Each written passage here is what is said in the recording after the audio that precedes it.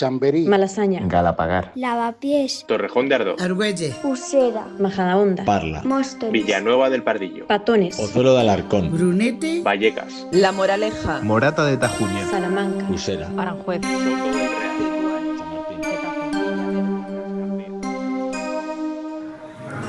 ¿De bebé qué vas a querer? Yo una Coca-Cola. Vale.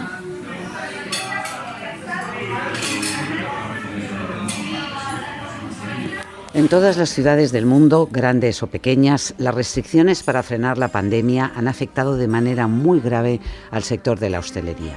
Después de la primera ola, Madrid optó por las medidas más laxas de aforo y horarios y eso la ha convertido en el centro de atención de toda Europa.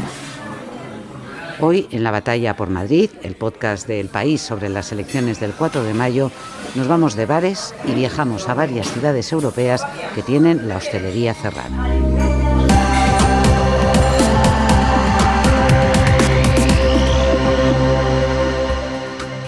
Sandrine Morel es corresponsal de Le Monde en España. Cuéntanos, ¿cómo está la situación en Francia? Bueno, no muy bien, la verdad, aunque parece ser que va mejorando, pero todavía estamos en una tasa de incidencia de 700 a escala nacional, con un confinamiento duro. Los niños están de vacaciones forzadas desde hace, bueno, es la segunda semana. La semana anterior estaban en teletrabajo, ¿no?, en casa. Y con un toque de queda a las 7 y bueno, esas cosas, ¿no?, que hacen la vida un poco complicadas por la tercera ola. Bueno, y con la dureza de las medidas, no es extraño que hayan venido tantos franceses a disfrutar de unos días de descanso y de bares y de restaurantes en Madrid. Sí, bueno, realmente yo creo que el pico de llegada era antes de este confinamiento, que ha empezado, te digo, hace 3 semanas. Sí. Pero antes ya, desde enero, estábamos con un toque de queda a las 6 de la tarde. Entonces, claro, en Francia, toque de queda a las 6, restaurantes, teatros, cines cerrados desde noviembre.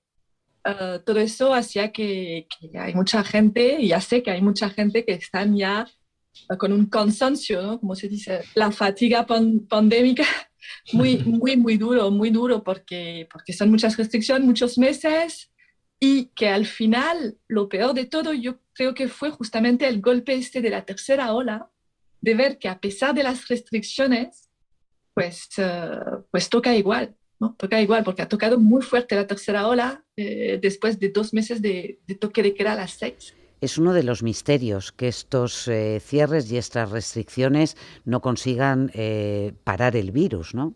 No, yo creo que, claro, se sabe que si hay un confinamiento a domicilio, como ha habido aquí en marzo, etcétera, pues sí que funciona. Pero lo que no se sabe es en qué grado las restricciones intermediarias, ¿no?, de cierre de hostelería, interior, exterior, toque de queda, escuela, etcétera, para intentar abrir un poco algunas actividades, un poco, mucho, etcétera, tienen incidencias sobre las olas. Porque, bueno, en Francia se pensaba que las restricciones sin confinamiento a domicilio eran suficientemente duras. Y al final se ha visto que no. ¿Es porque la gente no las respeta? Pues seguramente habrá gente que no lo respeta. De hecho, aquí cuando hubo la polémica sobre los franceses que venían en Madrid, yo decía, pero los que se tienen que quejar son sobre todo las autoridades francesas, más que las españolas, porque los franceses vienen aquí con PCR y seguramente que bastantes se han vuelto con virus, porque por las entrevistas que he hecho, por lo menos conozco 3 casos. ¿Qué les interesa más a los lectores de Le Monde sobre lo que les cuentas tú de tus crónicas de lo que está ocurriendo en España y concretamente en Madrid? El gran artículo que hice en diciembre fue para explicar la apertura de la cultura, porque antes de Navidad hubo una programación tremenda en todos los teatros, de festivales de navideños, de obras de teatro, de ópera, de conciertos, etc. Y entonces yo quise explicar, ¿no?, en Francia, que aquí se ha considerado que la cultura era un sitio seguro. Y que aparte, este debate, que es lo que más interesante me parece y más curioso también, y que este debate no ha sido politizado. Es decir, ha habido mucho debate en Madrid sobre si se tenía que abrir o cerrar más o menos los restaurantes, adelantar el toque de queda, etcétera.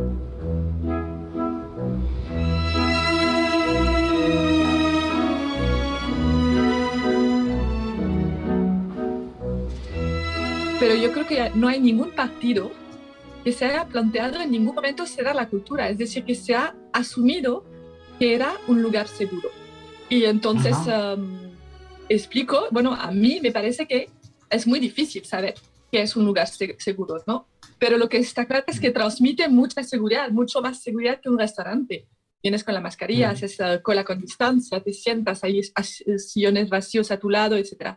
Todo esto lo he contado para justamente explicar que pues aquí la cultura ha tomado medidas muy importantes, muy drásticas para seguir abiertas y que parece que funciona y que por lo menos pues no hay ningún debate sobre ello, ¿no? Sandrine, me decías que los negacionistas tienen varios altavoces públicos en Francia. En Francia se ha invitado, se ha dado mucha voz, se ha permitido expresarse con todo lo bueno y lo malo que eso supone a personas que han puesto muy en duda la peligrosidad del virus y también la efectividad de las vacunas.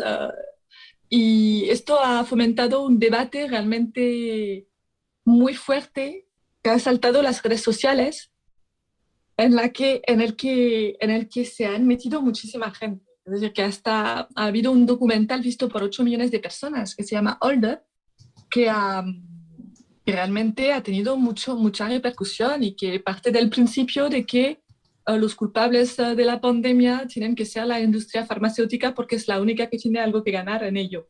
Cosas así, ¿no? Entonces, muchas teorías alternativas sobre el origen del virus, sus riesgos, comparaciones con las medidas que existían a principios del siglo XX, bueno, cosas realmente muy fuertes, ¿no? Y quizás explique que en Francia pues hay casi la mitad de la gente que no se quiere vacunar. Muchas gracias, Sandrine. Ojalá vaya bien y rápida esa campaña de vacunación en Francia. Eso esperemos. Muchísimas gracias, Montse. Un abrazo.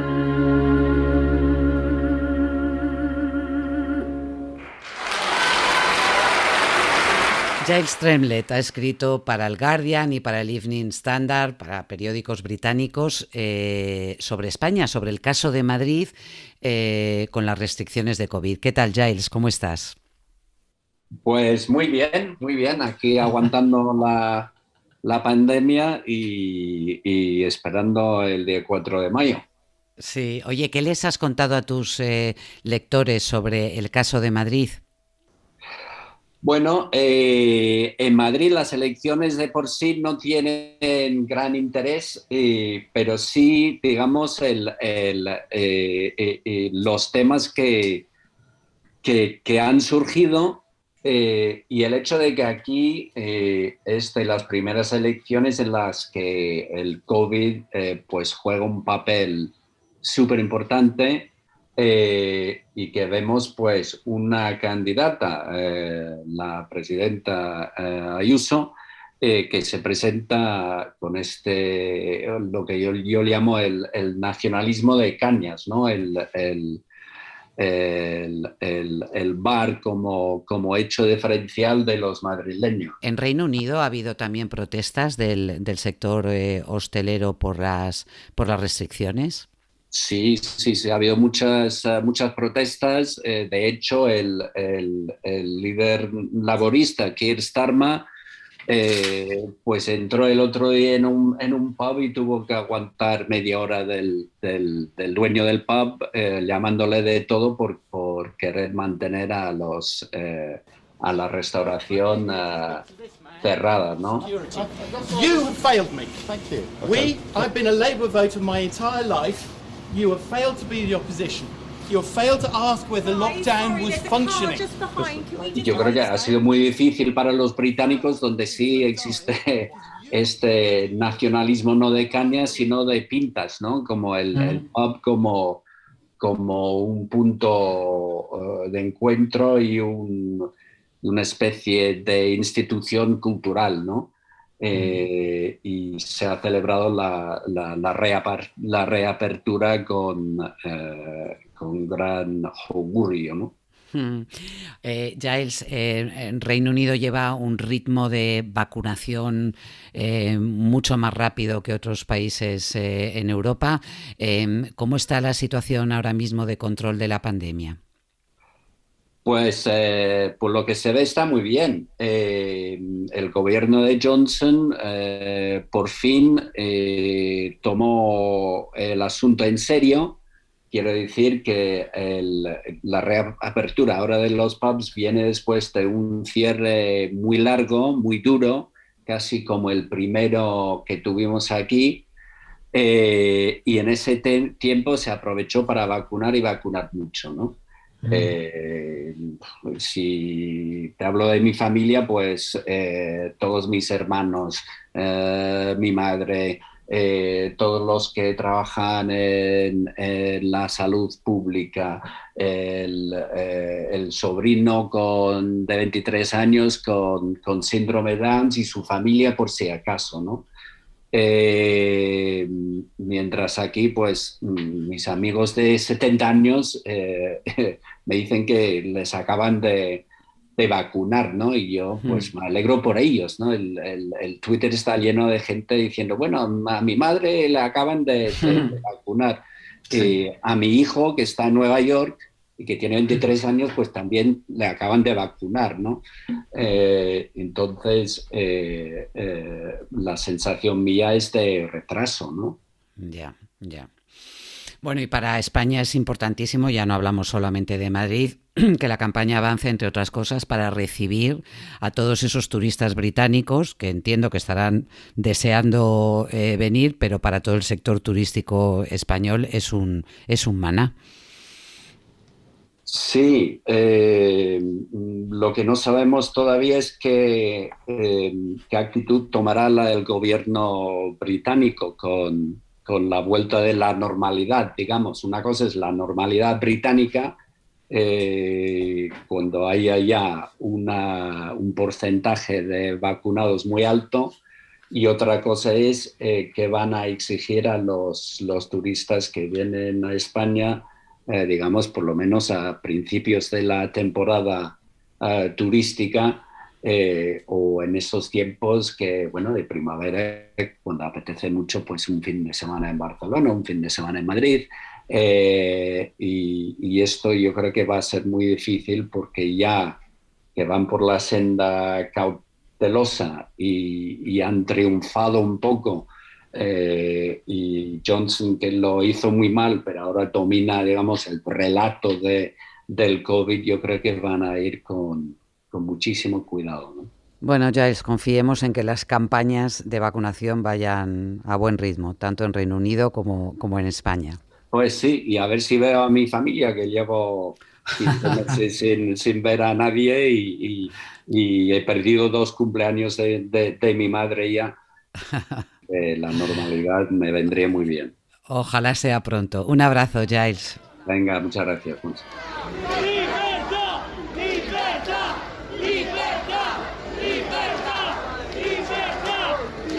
Francesco Olivo es periodista de La Estampa. ¿Qué tal, Fran? ¿Cómo estás? Hola, Monse, muy bien, gracias. Vosotros, Fran, tenéis todavía restricciones también importantes en la apertura de bares, en restaurantes, y estáis caminando también hacia que se levante el estado de alarma, ¿no? Sí, bueno, sí, el estado de alarma va a durar un poco más que en España, creo, pero de momento parece. Pero lo que se levanta son las restricciones más importantes. Esto será a partir del lunes 26 de abril, y va a reabrir la hostelería, que aquí está completamente cerrada desde hace mucho, en el norte de Italia meses, en el resto del país depende de la región, pero está toda Italia cerrada, la hostelería, desde Pascua. Y ahora van a reabrir los restaurantes y los bares con terrazas. Y en junio va a reabrir la hostelería en general, incluso los que no tienen terraza, que ha habido un debate muy grande con los que no la tienen, ¿no? Que son muchos. Fran, el líder de la ultraderechista Liga, Matteo Salvini, está en el gobierno, pero al mismo tiempo está en contra de las restricciones. Salvini está en una posición muy complicada. Justamente ayer no votó, se abstuvo la Liga en la votación sobre el toque de queda.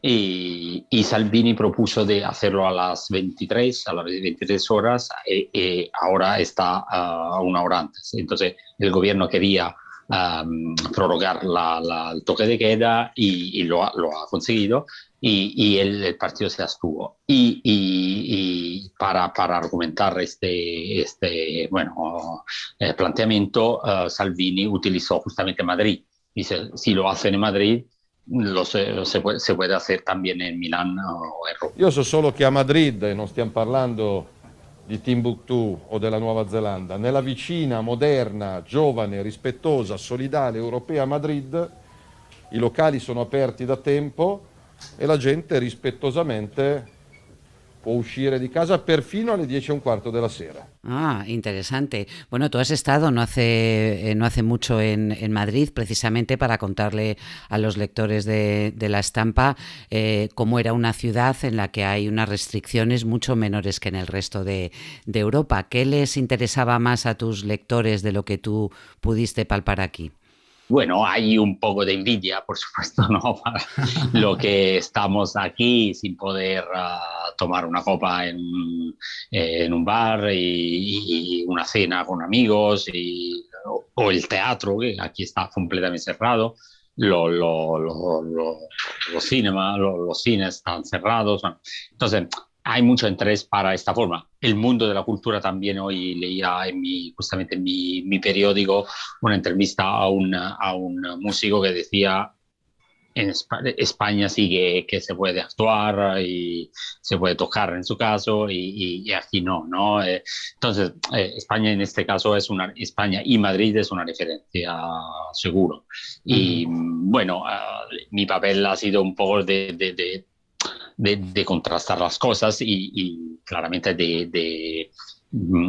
digamos, no comprar completamente, ¿no? Esto de la libertad, y bueno, que es muy atractivo, por supuesto, pero claro que hay otra cara de la medalla, como se dice en italiano, ¿no? Entonces lo hemos contado en forma más rotunda.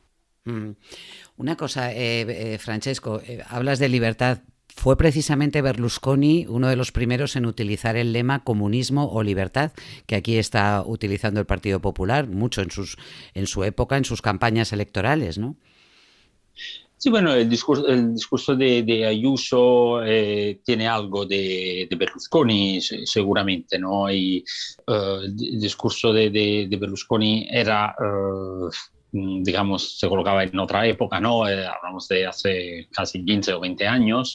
Ya no existía un partido comunista fuerte y ya había evolucionado a partidos distintos. Y entonces sí, esto de la libertad, en el caso de Berlusconi se trataba de una libertad económica, en el caso de Ayuso es también económica, por supuesto, pero en este caso ella creo que utiliza lo que he visto en mis días en Madrid, es un poco esto de utilizar el tema de la libertad relacionado a tomar una copa. Claro, y una enfermera me dijo, bueno, queremos estar libres también en la UCI, ¿no? Entonces, la libertad es un concepto bastante más complicado, ¿no? de lo que se plantea en campaña electoral. Claramente. Oye, una pregunta más, Francesco. ¿Tú sabes, en Italia ha habido ayudas directas a bares y a restaurantes? Sí, ayuda directa la ha habido, también en una forma, digamos, nacional y también regional, ¿no? Sobre todo nacional. Pero claro, la hostelería se queja mucho, dice que esto no basta y que el dinero de los ERTES llegó tarde, entonces no hay prácticamente nadie que haya cerrado su restaurante que esté satisfecho o que no se queje. Claro. Bueno, veo que en Italia, igual que España, están estos difíciles equilibrios entre las protestas, la gente que quiere trabajar, las personas que quieren salir también a la calle a reunirse con sus amigos y la dureza de las medidas para afrontar la pandemia. Muchas gracias, Francesco Olivo. Que vaya muy bien. Forza. Chao. Un saludo. Chao. Un café con leche, por favor, en taza. Y donde está Karina. Esos bares y restaurantes abiertos en Madrid, que tanto han llamado la atención de nuestros colegas europeos, se han convertido en una red de apoyo entusiasta a la candidata del PP, Isabel Díaz Ayuso. Miguel Cantón ha hablado con José Nieto, propietario de la taberna Alipio Ramos en Ponzano, Alba Sotos, dueña del restaurante Cascorro Bistró, y Raúl Martínez, de la Casa de las Navajas. A mí me da igual que Ayuso se presente por Podemos. Pero si Ayuso mañana se presenta por Podemos, yo le votaré. De hecho, los últimos 15 años no he votado.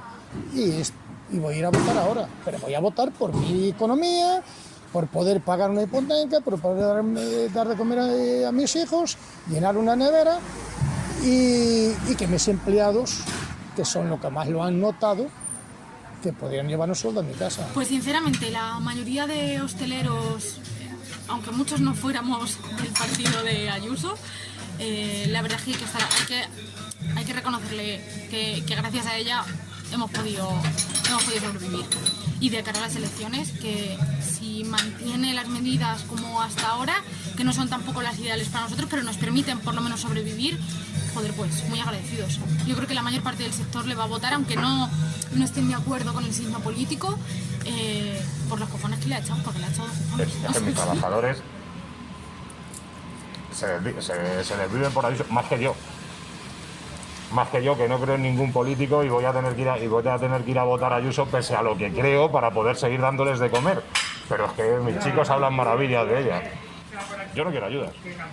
Yo es lo que te he dicho antes, yo no quiero que roben a nadie dinero para dármelo a mí, yo solo quiero que me dejen ganarme la vida honradamente, punto. Mientras tanto, Madrid ha anunciado que este viernes empezará a vacunar con la vacuna de Janssen, que solo necesita una dosis a grandes dependientes. La incidencia a 14 días sigue rozando los 400 casos por 100.000 habitantes y preocupa el aumento de hospitalizados e ingresos en la UCI. Al frente de la realización de este podcast ha estado José Juan Morales, en la redacción y producción Miguel Cantón y Patricia Peiro. La sintonía es de Mario Gil. Volvemos el lunes.